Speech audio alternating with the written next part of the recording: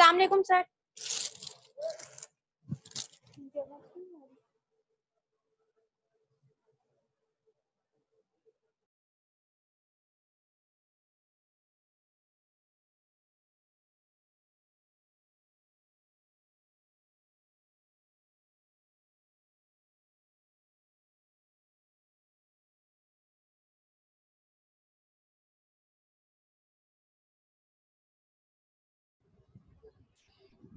आवाज आ रही है आप लोगों को सबको?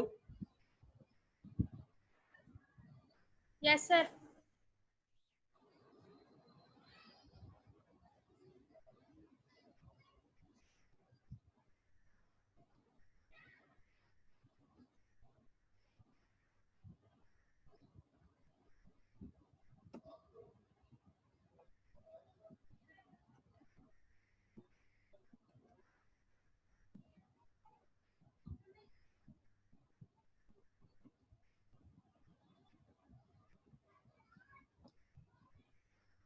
अच्छा जनाब, अब ये स्क्रीन नजर आ रही है आप लोगों को?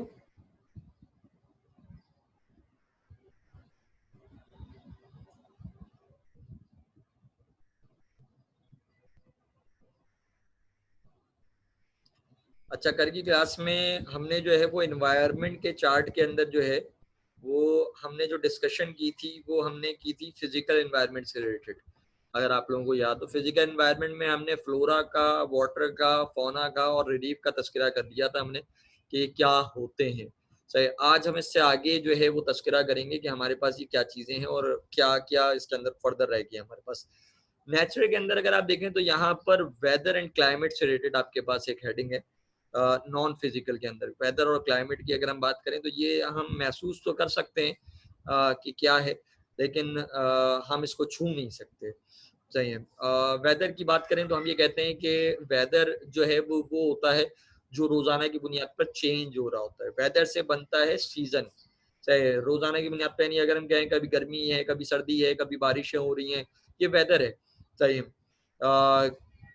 वेदर से बनता है सीजन। अगर गर्मियां ज्यादा हैं तो हम कहते हैं गर्मी का सीजन है, अगर सर्दी ज्यादा है तो हम कहते हैं सर्दी का सीजन, अगर बारिशें हो रही हैं तो हम कहते हैं मूनसून का सीजन है। तो वेदर और वो है उससे बनता है सीजन।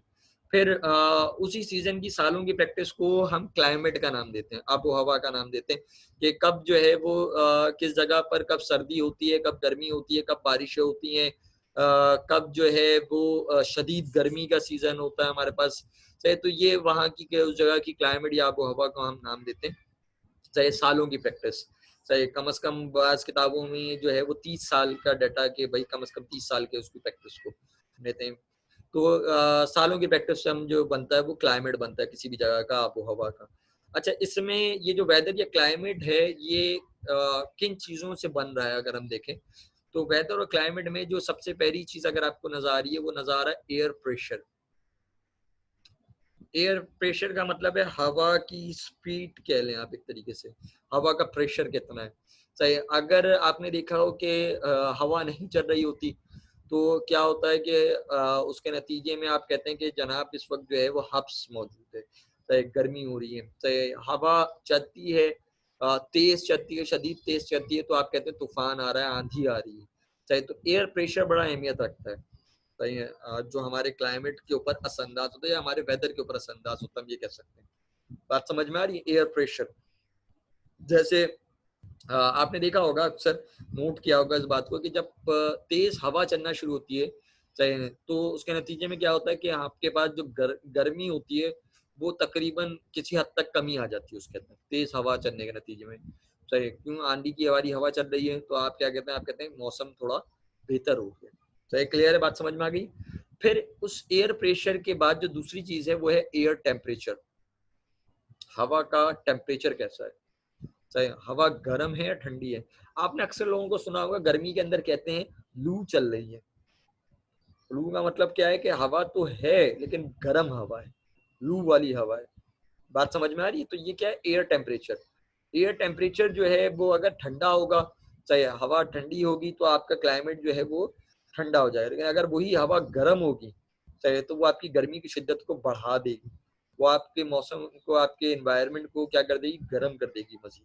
सही, क्लियर है। एयर प्रेशर और एयर टेम्परेचर, इसके आसान सी अगर मैं एयर टेम्परेचर की एग्जांपल लूं तो वो लोग जो एसी में बैठते हैं उनको इस बात का बहुत अच्छा आइडिया होगा कि अगर आप एसी वाले कमरे से बाहर निकलते हैं तो एसी जहां पर चल रहा था वहां का एयर टेम्परेचर कुछ और था, वहां की हवा ठंडी थी, लेकिन जैसे ही आप बाहर निकले नॉर्मल एनवायरनमेंट में तो वहां क्या है, आपके पास जो है वो एयर टेम्परेचर डिफरेंट रहेगा। सही, वो गर्म होता है जिसकी वजह से आपको एहसास होता है कि हम गर्मी में आ गए। सही, क्लियर है, बात समझ में आ रही है। फिर है वेंट, खुद हवा, कि हवा है या नहीं है। हवा को आप महसूस कर सकते हैं लेकिन आप देख नहीं सकते। अच्छा, ये सारी चीजें, एयर प्रेशर भी आप महसूस कर सकते हैं, देख नहीं सकते। एयर टेम्परेचर भी आप महसूस कर सकते हैं, गर्म है हवा या ठंडी हवा है, तो ये महसूस होती है ना भाई हवा कि गर्म है कि ठंडी है। सही। और विंड आप जैसे ही, ह्यूमिडिटी की बात, मोइस कुछ कह रहे हो? विंड और एयर में क्या फर्क है? क्या कह रहे हो? विंड और एयर में क्या फर्क है? बेटा विंड और एयर में कोई फर्क नहीं है। उस एयर की, वो विंड जो है, हवा जब चल रही होती है, सही, तो उसका प्रेशर, सही है, प्रेशर का मतलब आप उसकी स्पीड कह लो उस तरीके से। अब इसको समझाने में तो एक छोटी सी एग्जांपल दूं। तुम्हारे पास घर में स्टैंड फैन है मोइस, स्टैंड फैन। अगर तुमने कभी नोट किया हो, स्टैंड फैन को रख के तुम काम कर रहे हो, रजिस्टर के ऊपर काम कर रहे हो, कॉपी के ऊपर काम कर रहे हो, लिख रहे हो कुछ, सही है, या कुछ चीजें रखी हुई हमारी, और स्टैंड फैन नॉर्मल स्पीड में, हल्की स्पीड में चल रहा है, तुम्हें कुछ नहीं हुआ, सही। लेकिन वही अगर स्टैंड फैन जो है वो तेज, आप उसकी स्पीड बढ़ा दें, सही, और आप काम कर रहे हो, तो क्या होगा, आपके पेपर उड़ना शुरू हो जाएंगे। ऐसा है या नहीं है? तो ये क्या है, ये है एयर प्रेशर। पहले भी हवा चल रही थी, वो जो पंखा था पहले भी हवा फेंक रहा था, सही, लेकिन अब क्या कर रहा है, अब उसकी स्पीड बढ़ गई है। जब उसकी स्पीड बढ़ गई, एयर प्रेशर बढ़ा, तो ऑटोमेटिकली क्या हुआ, उसके नतीजे में आपके पास फर्क पड़ना शुरू हो गया। आपने अक्सर देखा होगा डिस्कवरी चैनल या ज्योग्राफी वगैरह पे दिखा रहे होते हैं कि मुख्तलिफ जगहों पे जब हवा का प्रेशर बढ़ता है तो जब आंधियां आती हैं, तूफान आते हैं, तो उसके नतीजे में क्या होता है, वो पूरी पूरी गाड़ियां उड़ा ले जाते हैं, पूरी पूरी गाड़ियां उठा के फेंक देते हैं, सही, साइन बोर्ड्स उड़ जाते हैं, सही, चीजें गिर जाती हैं। तो ये सारी चीजें है, एयर प्रेशर है, सही, क्लियर, बात समझ में आ रही है। तो एक हवा है, उस हवा का प्रेशर, फिर उस हवा का टेम्परेचर, ये तीन अलग अलग चीजें हो गई। यानी एक हवा तो खुद है मौजूद, चाहे उसका प्रेशर और उसका टेम्परेचर की बात कर रहा है वो, कि उसका प्रेशर कैसा है, उसका टेम्परेचर कैसा है। बात समझ में आ रही है कि हवा कैसी और हवा का टेम्परेचर कैसा, हवा का प्रेशर। अब टेम्परेचर की अगर मैं बात करूं, छोटी एग्जांपल, तुमने अक्सर नोट किया होगा, चाहे जब खाना बन रहा होता है तो किचन से गर्म हवा आ रही होती है, जब तुम एग्जॉस्ट चलाते हो तो वो गर्म हवा बाहर फेंकता है, सही, उससे तुम्हें महसूस होता है कि हवा कैसी है, गर्म है, सही है। लेकिन अगर वही किसी के घर में या किसी दुकान पर एसी चल रहा होता है और उसका दरवाजा खुलता है, किसी ऑफिस का दरवाजा खुलता है और वहां पे एसी चल रहा होता है, तो वहां से जो हवा आती है वो ठंडी हवा आती है, सही। तो एयर टेम्परेचर तुम्हें महसूस होता है ठंडी हवा आ रही है यहाँ से, सही। तो एयर टेम्परेचर एक अलग चीज है, हवा का टेम्परेचर कैसा है, सही है। और वही अगर मैं कहूँ, एसी जिस कमरे में चल रहा था उसका दरवाजा खुला तो हमें ठंडी हवा महसूस हो रही है, और वहीं बाहर जाके अगर कहीं पर आउटर के पास खड़े हो जाओ तुम, जहाँ एसी का आउटर लगा हुआ, तो वो कैसी हवा फेंक रहा होता है, वहां पे गर्म हवा फेंक रहा होता है। यानी नॉर्मल एनवायरनमेंट से भी ज्यादा वहां पे गर्म हवा आ रही होती है। ऐसा है या नहीं है मोहिश? सही करो। अच्छा, बात समझ में आ गई, ये क्लियर है। एक हवा खुद है, उस हवा का प्रेशर और उस हवा का टेम्परेचर। फिर है ह्यूमिडिटी। ह्यूमिडिटी क्या चीज है? ह्यूमिडिटी कहते हैं नमी को। हमारे एनवायरनमेंट में जो नमी मौजूद है, हमारे एनवायरनमेंट में जो पानी मौजूद है, एटमॉस्फेयर में जो पानी मौजूद है, उसकी जो नमी मौजूद है, उसको हम ह्यूमिडिटी का नाम देते हैं। मैं अक्सर ह्यूमिडिटी का समझाने का एग्जांपल देता हूँ छोटी सी, ताकि बात समझ में आ जाए। तुमने अक्सर देखा होगा, अक्सर नोट किया होगा, सबने नोट किया होगा, कभी फ्रिज से निकाल कर आप पानी की बोतल, ठंडी बोतल जब आप बाहर रखते हैं, पानी की बोतल हो, कोल्ड ड्रिंक हो, आप जब बाहर रखते हैं तो आप देखते हैं उस बोतल के ऊपर जो है वो वेपर्स आ गए। आते नहीं आते वेपर्स? सबने देखे? यस सर, आते हैं। अच्छा, ये जो वेपर्स आए, क्या मैं ये कहूँ कि ये जो वेपर्स हैं, जी अबू बैदा आप कुछ कहना चाह रहे हैं?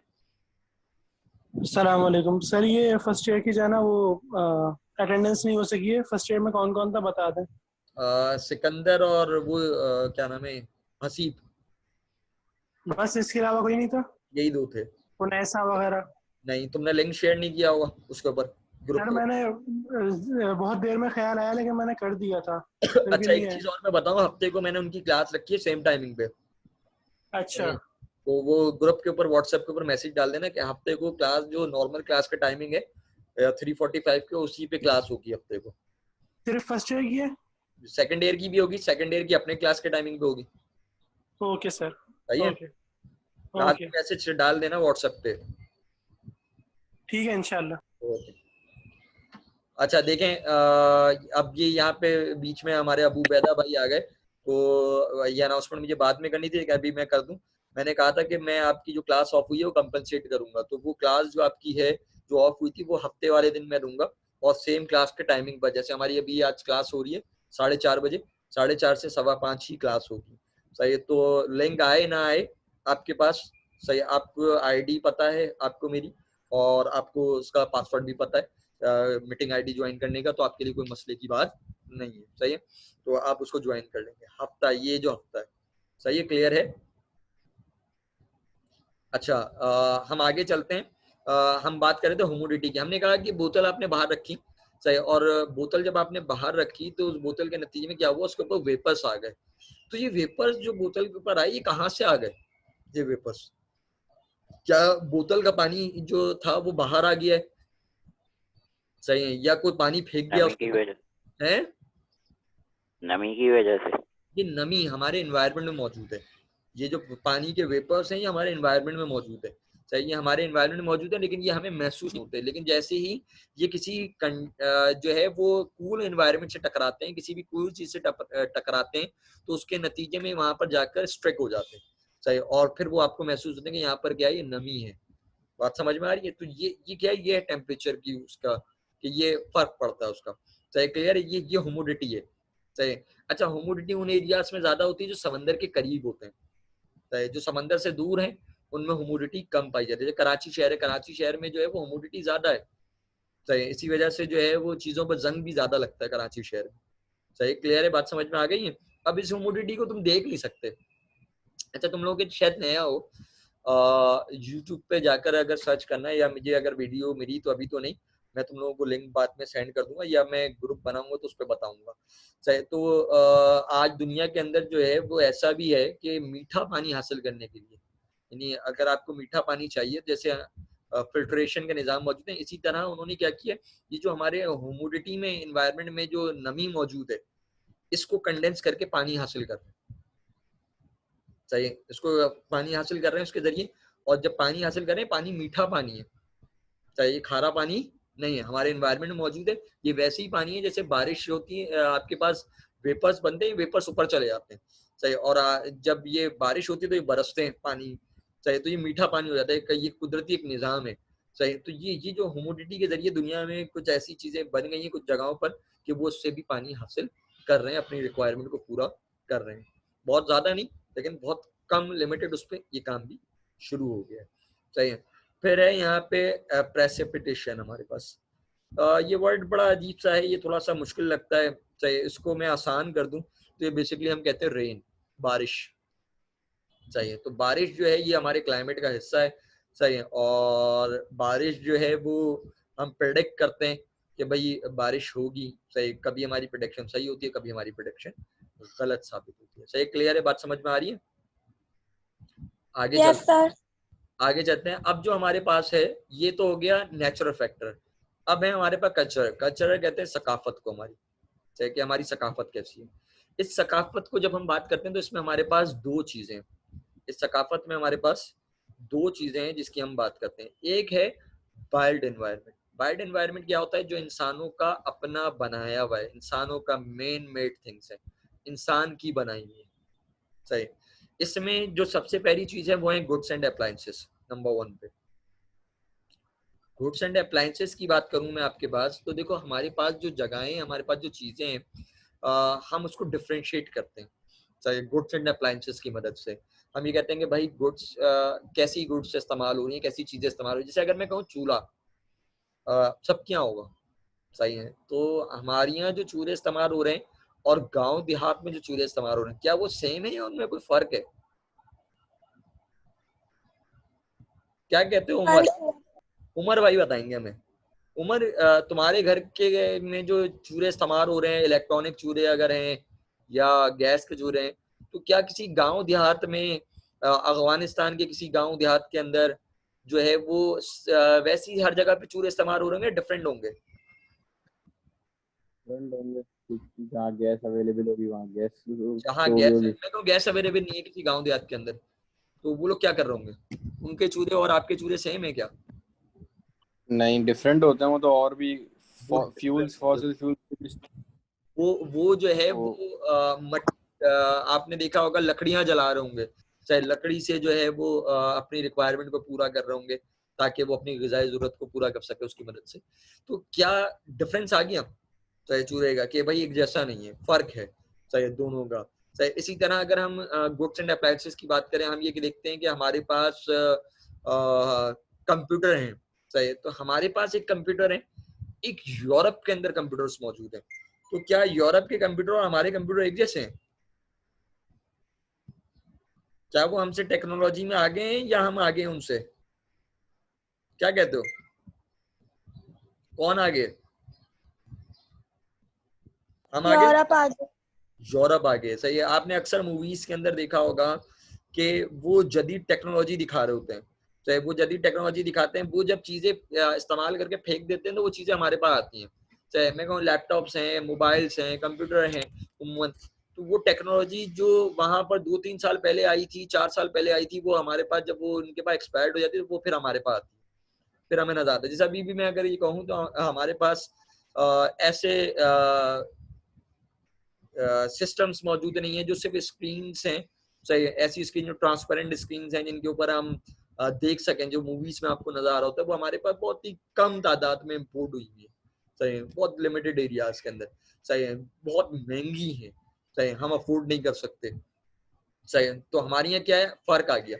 अब देखो ये गुड्स एंड अप्लायंसेस का डिफरेंस है, सही है, तो वो एक गुड्स एंड अप्लायंसेस का डिफरेंस आपको बता देता है कि ये जगह तरक्की याफ्ता है, ये तरक्की याफ्ता नहीं, ये किसी तरक्की याफ्ता जो मुल्क की बात हो रही है या किसी डेवलपिंग कंट्री की बात हो रही है, यानी या अंडर डेवलप कंट्री की बात हो रही है, किस कंट्री की बात हो रही है। तो गुड्स एंड अप्लायंसेस का डिफरेंस हमें वाज़ेह करता है कि ये चीज कैसी है, क्या है। सही, क्लियर है, बात समझ में आ गई सबको?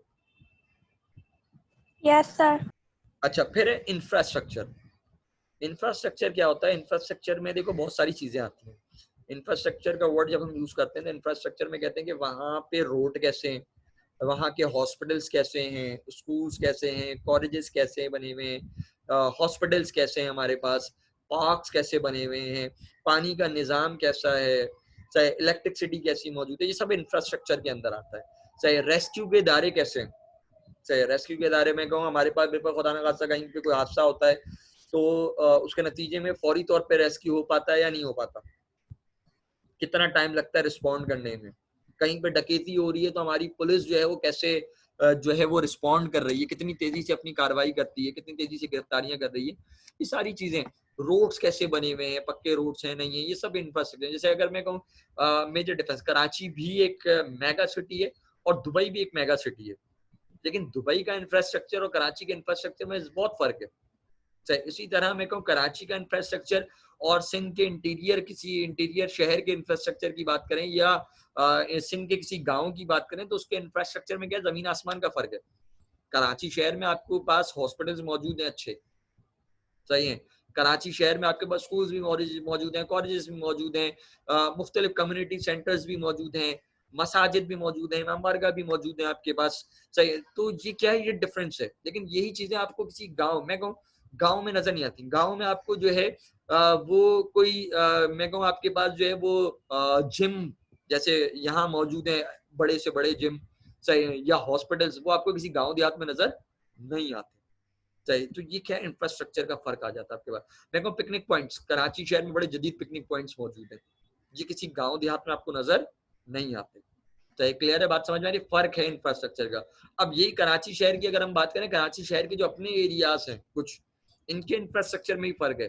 देखो आप लियाकताबाद जाते हैं, लियाकताबाद का इंफ्रास्ट्रक्चर जो है वो लो कैटेगरी के अंदर आता है। आपके पास लियाकताबाद है, लियारी है, आपके पास न्यू कराची का एरिया आपके पास। लेकिन अगर आप कराची शहर के डिफेंस में चले जाते हैं आप, सही है, आप बहरिया टाउन जो बन रहा है वहां चले जाते हैं आप, तो ये क्या है, ये डेवलप्ड एरियाज हैं आपके पास, जहाँ पर बहुत अच्छा इंफ्रास्ट्रक्चर बना हुआ। तो ये आपको डिफरेंस नजर आता है। सही, क्लियर बात समझ में आ गई है?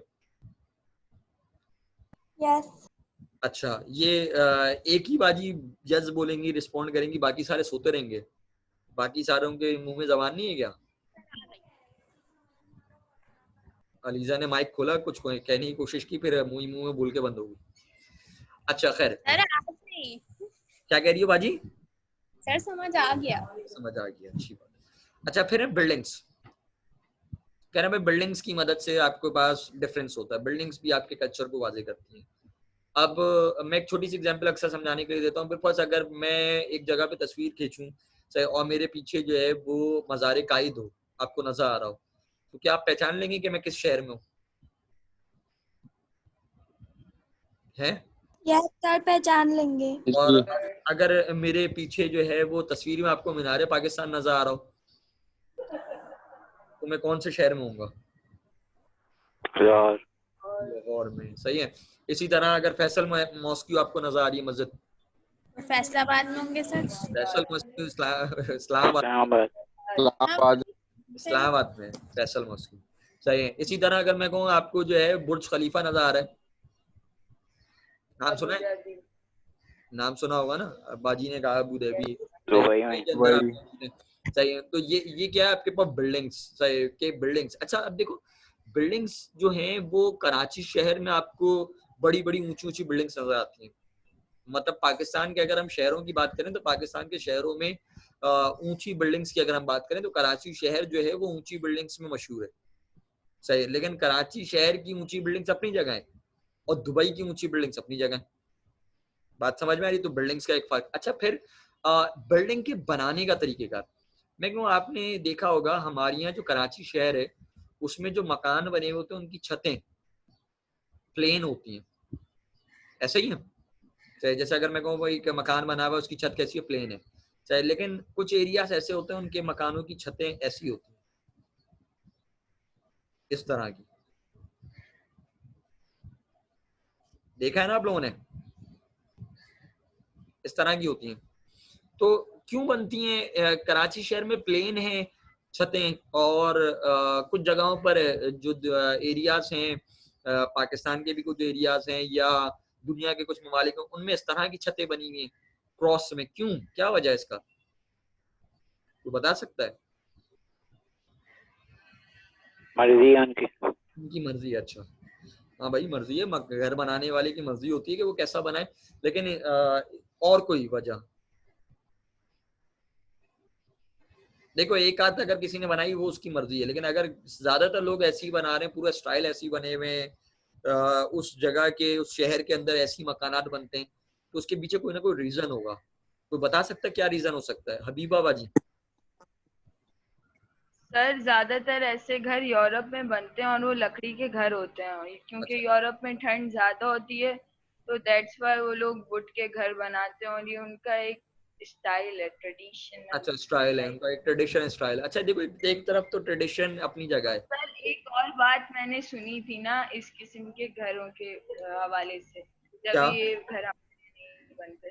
सर अब आप इसको जो भी कहें, मगर ऐसे ही बात आई थी मेरे कान में कि ऐसे घर नहीं, ऐसे घरों में नहीं रहना चाहिए जिनकी छतें ऐसी ट्रायंगुलर होती हैं। अच्छा ये तो ये फिर भी सुना था सर मैंने, है। हाँ वो सुना होगा ये तुमने। सुना देखो था अब मैंने। ये तो अब अपने अपने उसकी बात आ जाती है ना, लेकिन मैं आपको एक रीजन बताऊं उसका। इसका एक बहुत बड़ा डिफरेंस है, एक बहुत बड़ी वजह है। तो ये जो आपकी हबीबा बाजी बात है, ये तो फिर एक डिफरेंट सिनेरियो में आ जाएगी कि सुनी सुनाई बातें। लेकिन एक जो बेसिक रीजन है, मैं कहूँ कराची शहर है, कराची शहर में मकानों की छतें प्लेन क्यों है? कराची शहर में बर्फबारी नहीं होती है, बारिशें भी कम होती हैं, तो कराची शहर में छतें इस तरह की बन जाती हैं। तो आप इस तरह की छतें बनाते हैं, हल्का सा स्लोप देते हैं ताकि अगर बारिश हो पानी रुके नहीं, पानी निकल जाए। आपने देखा होगा उम्मन घरों की छतों पर परनाले बनाए हुए होते हैं चाहिए ताकि पानी रुके नहीं छत के ऊपर, और हल्का सा छत के ऊपर क्या करते हैं, स्लोप रखते हैं चाहिए ताकि पानी जो है वो निकल जाए, छत के ऊपर रहे नहीं। सही इसी तरह वो एरिया जैसे अगर मैं कहूँ आप पाकिस्तान के मरी वगैरह के एरियाज में चले जाते हैं जहाँ पर बर्फबारी होती है, वहां पर इस तरह के मकान बनते हैं, उनकी छतें इस तरह की होती हैं। चाहे क्यों बर्फबारी होगी अगर बर्फबारी हुई चाहे और छत के ऊपर जो है वो बर्फ पड़ी रह गई, जैसे अगर प्लेन एरिया हुआ और बर्फ पड़ी रह गई तो क्या होगा, सिपेज हो जाएगी, छत खराब हो जाएगी आपकी पानी पड़े रहने की वजह से। तो वो लोग छतें इस तरह की बनाते हैं, सही है, ट्रायंगुलर शेप में, सही है, ताकि क्या हो अगर बर्फ गिरती है सही, तो वो तुमने देखा होगा अगर अक्सर मूवीज के अंदर कि वो बर्फ जब रुकी हुई होती है तो वो हल्का सा जब बर्फ को हिलाते हैं तो पूरी बर्फ जो है वो स्लाइड मूव करके नीचे आ जाती है। देखा है नहीं देखा है मूवीज के अंदर? सर देखा है। सही, तो वो इसी वजह से बनाई जाती है। वो क्यों, ये कि अगर वो छत के ऊपर रही बर्फ तो वो फिर घर की छत खराब हो जाएगी। सही है, क्लियर है? तो रीजन इसका बेसिक ये है।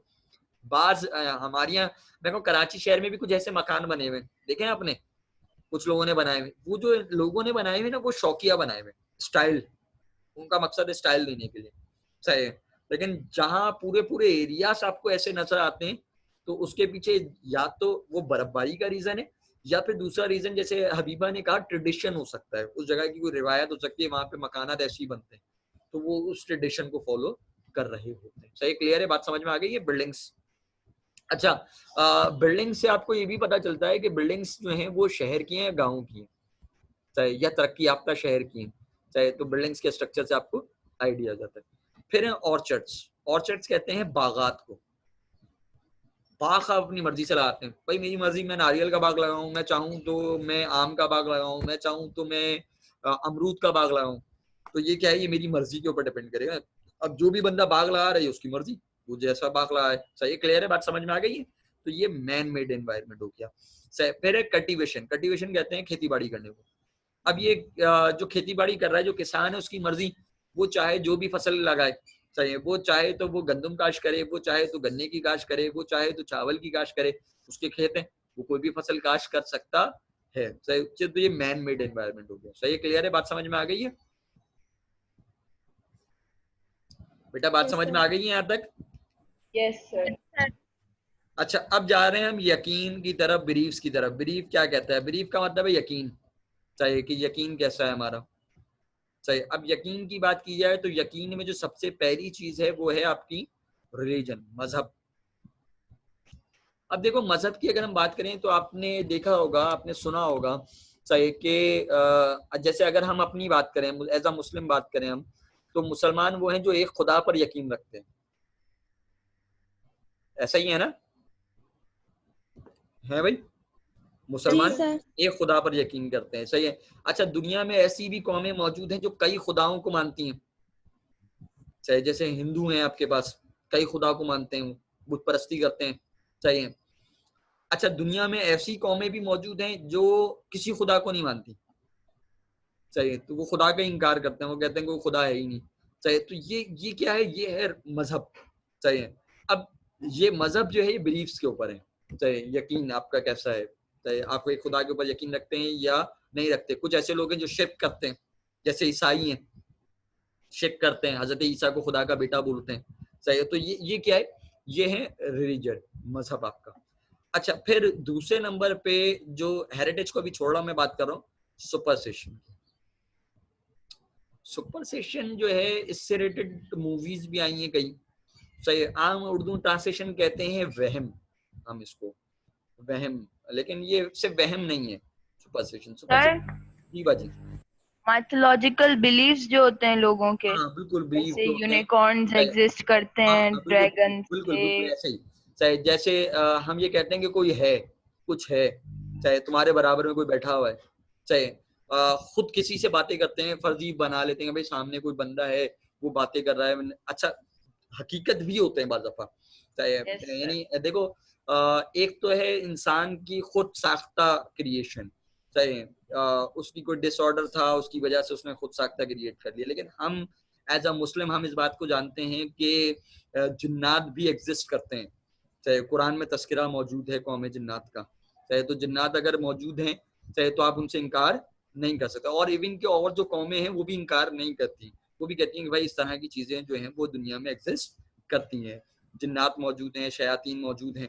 चाहे क्लियर है? बात समझ में आ रही? तो ये सुपरस्टिशन, चाहे इसको बाद लोग वहम कह रहे हैं। चाहे अच्छा, बाद दफा ऐसा होता है आपको कोई महसूस होता है, कुछ महसूस होता है, यार कोई है, कुछ था, किसने किया ये, चाहे अचानक, चाहे कोई गुजरा है, कोई पीछे आ रहा है, सही है, किसी ने सोते में थप्पड़ मार दिए, सही है, ऐसे बहुत सारी चीजें वाकयात होते हैं मुख्तलिफ लोगों के साथ। तो ये सब क्या है, ये सुपरस्टिशन का हिस्सा है। सही है, अब कुछ लोग इसके ऊपर यकीन करते हैं, कुछ यकीन नहीं करते। सही है, क्लियर है, बात समझ में आ गई है। फिर हेरिटेज। हेरिटेज क्या होता है? हेरिटेज कहते हैं आपके पास विरासत में आई हुई चीजें, सही है, अम्मा अब्बा से, खानदान वालों से, सही है, वो विरासत में मिल रही है, विरसे में मिल रही हैं आपको चीजें। आप कहते हैं भाई ये विरसा है हमारा, ये तो हमारे यहाँ होगा भाई, ये हमारे खानदान में होता है, ये रस्म तो हम लाजमी करेंगे, ये हेरिटेज है। सही है, रस्म रिवाज हमारे यहाँ जो फॉलो हो रहे हैं बहुत सारे, ये क्या है? हेरिटेज है। सही है, जैसे मैं कहूँ ईसाई हैं, तो ईसाइयों के यहाँ अगर तुमने मूवीज देखी हो तो शादी की तकरीब के अंदर जो दुल्हन है वो व्हाइट जोड़ा पहनती है, ऐसा है या नहीं है? यस सर, ऐसा ही है। ये उनका मजहबी है या ये उनका जो है वो रस्म रिवाज चल रही है, हेरिटेज। उनके यहाँ हर शादी ब्याह में जब भी आप देखेंगे किसी भी मूवी के अंदर तो आपको व्हाइट ड्रेस नजर आएगा। तो इसी तरह अगर आप इंडियन कल्चर की बात करते हैं, आप जो आपके पास बड़े सगीर का कल्चर जो आपके पास इम्पोज हुआ हुआ, इसमें जब आप शादी ब्याह की बात करते हैं तो आपको नजर आता है दुल्हन जो है वो रेड ड्रेस में नजर आती है आपको। सही है, वो अलग बात है कि आजकल लोग जो है वो ड्रेसेस चेंज कर लेते हैं, लेकिन उम्मन हमारे पास दूल्हा को आप देखते हैं कि वो शेरवानी में नजर आ रहा है या जो है वो एक खास किस्म की ड्रेसिंग की हुई है उसकी। तो ये क्या, ये विरसे में आ रही है। आप कह रहे हैं भाई अच्छा, फिर रस्में मुख्तलिफ किस्म की जो शादी ब्याह पे हो रही है उन पे झगड़े हो रहे होते हैं कि भाई हमारे यहाँ तो ये रस्म होगी, ये रस्म नहीं हुई तो ये झगड़ा हो जाएगा, ये हेरिटेज है। आप उनसे पूछें भाई ये क्यों कर रहे हो, किसी को नहीं पता। भाई होता है हमारे यहाँ तो ये रस्म होगी, ये रस्म नहीं हुई तो मसला हो जाएगा। सही है, इवन के खानदानों में झगड़े हो रहे होते हैं इस बात पे कि हमारी रस्में पूरी नहीं हुई, सही है, हमारी फला चीज पूरी नहीं की। सही है, ये क्या है, ये विरसे में आई, आप उस चीज को फॉलो कर रहे हैं। कुछ चीजें ऐसी होती हैं जो विरसे में आती हैं, जैसे बोलने का स्टाइल हो सकता है, हेरिटेज हो सकता है। सही है, जबान आपकी, आप घर से सीखते हैं जबान, जो आपकी मदर टंग है आपकी, यानी जो भी बच्चा, बिल्कुल अगर मैं कहूँ बच्चा सिंधी है, सही है, या पंजाबी है, पंजाब में है, उसकी मदर पंजाबी है, तो वो क्या होगा, अपने माँ बाप से वो जबान सीखेगा। किसी का बच्चा अगर कोई अंग्रेज है तो वो अपने माँ बाप से इंग्लिश सीखेगा। सही है, तो ये हेरिटेज है, ये अम्मा अब्बा से आ रहा है उसके। सही है, वो जबान वो सीखता चला जाएगा। सही है, वो स्टाइल जो उनके खानदान में है वो सीखेगा, वो आदतें सीखेगा, वो कि कैसे होता है, कैसे हम गेस्ट को प्रेजेंट करते हैं, ये हेरिटेज है। सही, क्लियर है। जैसे मैं कहूँ ये कल्चर है ना हमारा, पठानों के कल्चर और महाजरों के कल्चर में डिफरेंस है। सही है, अगर मैं कहूँ आप किसी महाजिर किसी उर्दू स्पीकिंग के घर में जाएंगे तो वहां पर आपको क्या मिलेगा, वहां पर आपको जो है वो ड्राइंग रूम सजा हुआ मिलेगा, आपको सोफे मिलेंगे, मुख्तलिफ चीजें मिलेंगी आपको। लेकिन अगर आप किसी पठान के जाएंगे तो क्या होगा, कारपेट बिछा हुआ होगा, कालीन बिछा हुआ होगा, तकिए लगे हुए होंगे, आप कहेंगे भाई नीचे बैठिए आप। सही, तो ये क्या है, ये उनके यहाँ चल रहा है। सही, और वो उसको सही समझते हैं। सही, तो ये कल्चर है, कल्चर डिफरेंस, जो वो हेरिटेज चल रहा है कि भाई हमारे यहाँ ऐसा होता है, उनके यहाँ ऐसा होता है। सही, रस्में मुख्तलिफ किस्म की। सही, अब रस्म, मैं कहूँ रस्म की एक छोटी सी एग्जाम्पल दूँ, उम्मन जो कराची में रह रहे हैं, उर्दू स्पीकिंग हो गए या पंजाबी फैमिलीज हो गई, तो उम्मन शादी ब्याह की जो है वो शाम में या रात में तकरीब होती है, आपके पास रात में कहना चाहिए, उम्मन तकरीबात हो रही होती है। लेकिन अगर हम पठानों की बात करें तो पठानों के क्या है कि वो दिन में तकरीब हो रही है, दोपहर में शादी हो रही है। देखिए आपने दोपहर में शादियां होती हुई। चाहिए, तो ये कल्चर है जो उनके हेरिटेज है, जो नस्ल दर नस्ल चलता आ रहा है। सही है, क्लियर है। इसी तरह वो झगड़े नस्ल दर नस्ल चल रहे होते हैं, चाहे कुछ कौमों में, कबाइल में। सही, फिर इसमें हेरिटेज के अंदर जो एक चीज है वो कह रहे हैं self impose limitation. Self impose limitation ये होती है कि हमने अपने ऊपर कुछ लिमिटेशन लगा ली है। हम कहते हैं मैं ये काम नहीं करूंगा, मुझे ये काम नहीं करना। जैसे अगर मैं कहूँ रमजान में आपने रोजा रखा हुआ है, तो रोजा रखा हुआ है तो आप खाना नहीं खाते। अच्छा, रमजान ना भी हो तो भी अभी अगर आपने नॉर्मल डे में कोई सुन्नती रोजा रखा हुआ है, आप खाना नहीं खाते, आप कहते हैं यार मैं खाना नहीं खाऊंगा। इसी तरह कुछ लोग हैं जो पर्दा करते हैं, जैसे अगर मैं को कुछ लड़कियां हैं वो पर्दा करती हैं, तो अब अगर पर्दा करती हैं तो वो क्या करेंगी, घर से जब भी निकलेंगी तो वो अबाए में नहीं कर रही है, चाहे चादर में पहन के नहीं कर रही है। तो ये लिमिटेशंस हैं, चाहे जो मजहबी तौर पे भी हैं कुछ जगहों पर, और कुछ जो है वो हमारी अपनी हमारी लिमिटेशंस होती है। हम कहते हैं भाई ये सेल्फ इम्पोज लिमिटेशंस है, चाहे कि हम इसको फॉलो करेंगे। चाहे जैसे मैं अगर अपनी बात करूं तो आजकल तो अब मैं फिर भी शलवार कुर्ता पहन लेता हूँ, चाहे वरना मैं शलवार कुर्ता नहीं पहनता। मैंने सेल्फ इम्पोज किया हुआ था कि मैं शलवार कुर्ता नहीं पहनूंगा। इसी तरह मैं टी शर्ट नहीं पहनता था, अभी एक आध मेरे पास टी शर्ट मौजूद है, चाहे वो कभी बहुत कम हुआ तो मैंने पहन ली, वरना सेल्फ इम्पोज लिमिटेशन कि ये चीज मुझे नहीं पहननी। तो ये क्या सेल्फ इम्पोज कि आप कहते हैं ये काम मुझे नहीं करना, ये मेरे लिए सही नहीं है। सेल्फ इम्पोज बाहर खड़े होकर मुझे खाना नहीं खाना, सही, तो ये सेल्फ इम्पोज लिमिटेशन। फिर है एडॉप्टेड वैल्यूज। एडॉप्टेड वैल्यूज क्या होती हैं? जो हमने किसी को देखकर अडॉप्ट कर ली, किसी को देखकर हम जबानों से, हम इंडियन ड्रामे देख रहे हैं, उनके कल्चर अडॉप्ट कर रहे हैं। जैसे हैप्पी न्यू ईयर है, चाहे हैप्पी न्यू ईयर जो है ये अडॉप्टेड वैल्यू है। चाहे मुसलमानों क्या नहीं होता हैप्पी न्यू ईयर का कोई कॉन्सेप्ट, लेकिन क्या है कि हमने जो है वो अंग्रेज मनाते हैं हर साल 31 दिसंबर को, तो हमने भी क्या किया, हमने उसको अडॉप्ट कर लिया। चाहे मुख्तलिफ किस्म के इवेंट्स जो हैं, बसंत है जैसे, वो हमारा कल्चर नहीं है, लेकिन हमने क्या किया, हमने उसको अडॉप्ट किया हुआ है। चाहे मुख्तलिफ रस्में हमने अडॉप्ट की, अडॉप्टेड वैल्यूज है। मुख्तलिफ वर्ड जबानें चाहे वो अडॉप्टेड है, हम इंडियन ड्रामे देख रहे हैं उसको अडॉप्ट कर लिया है, इंग्लिश मूवीज देख रहे हैं उनसे कुछ चीजें हमने अडॉप्ट कर ली, ये अडॉप्टेड वैल्यूज हैं। फिर इलॉजिकल वैल्यूज हैं, कुछ इलॉजिकल वैल्यूज हैं यानी जिनकी कोई वैल्यू नहीं है लेकिन वो हमारे चल रही हैं। जैसे अगर मेरे को हाथ में खुजली हो रही है, सही, अब हाथ में सीधे हाथ में खुजली हो रही है, उल्टे हाथ में खुजली हो रही है, कोई कहता है पैसा आएगा, कोई कहता है पैसा जाएगा। सही, मेरे तो जब भी हाथ में खुजली होती है मैं कहता हूँ पैसा जाएगा। सही है, मैं तो कभी कभार थोड़ा बहुत पैसा खर्च कर देता हूँ। सही, जैसी खुजली होती है मैं कहता हूँ भाई 2 रुपए 4 रुपए खर्च कर दो, इससे पहले कि कोई बड़ा खर्चा हो। सही, कोई लॉजिक नहीं। कौवा कूकेगा, हमारे यहाँ कहते हैं भाई मेहमान आएगा। सही, अगर कौवा कूक रहा है। सही, काली बिल्ली रास्ता काट गई, अब काली बिल्ली रास्ता काट गई, वो नहीं भाई इस रास्ते से नहीं आएंगे, काली बिल्ली ने रास्ता काट ली। सही, तो अब ये लॉजिकल वैल्यू, इसकी कोई लॉजिक नहीं है। चाहे आंख खड़ा करिए कुछ होने वाला है। सही है, तो ये इलॉजिकल वैल्यूज हैं, इसकी कोई मतलब कोई वो नहीं है कि आप ये कहेंगे भाई इसकी कोई लॉजिक है। अब मैं जैसे कौवे की एग्जांपल दी, हमारे यहाँ कौवा अगर कूकता है कराची शहर में या पाकिस्तान के अंदर, तो हम ये एग्जांपल लेते हैं कि कौवा कूक रहा है तो इसका मतलब कोई मेहमान आने वाला है। सही, लेकिन ऑस्ट्रेलिया में आपको सुनकर हैरत होगी, ऑस्ट्रेलिया के अंदर जब कौवा कूकता है तो वो कहते हैं कोई मरने वाला है। सही, इसी तरह हमारे यहाँ अगर हमारे मोहल्ले में आपने देखा बिल्ली जब वो रोती है कहना चाहिए, तो वो कहते हैं नहुसत फैला रही है। सही है, तो ये क्या है, ये इलॉजिकल वैल्यूज है, इसकी कोई लॉजिक नहीं है लेकिन चल रही है। सही है, वो फॉलो हो रही हैं, कर रहे हैं लोग। सही, क्लियर है बात, समझ में आ गई? कोई ऐसी चीज जो उसमें समझ में ना आई जल्दी से पूछ लें। कोई सवाल है किसी के जहन में? नहीं है कोई सवाल?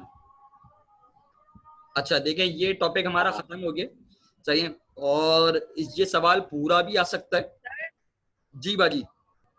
सर, सुपरस्टिशन और इलॉजिकल वैल्यूज में फर्क क्या है? फर्क ये है कि देखो, सुपरस्टिशन में ये होता है कि हमें लगता है कि कोई चीज है। सही है, कोई है, कोई था। सही है, और इलॉजिकल वैल्यूज का मतलब ये है कि हमारी यहाँ कुछ अज्यूम किया हुआ हमने कि अगर ये होगा तो ऐसा हो जाएगा। सही, जैसे शीशा टूट गया, जैसे शीशा टूट गया, दूध गिर गया। सही है, दूध फट गया। सही है, कौवा कूक गया, काली बिल्ली ने रास्ता काट दिया।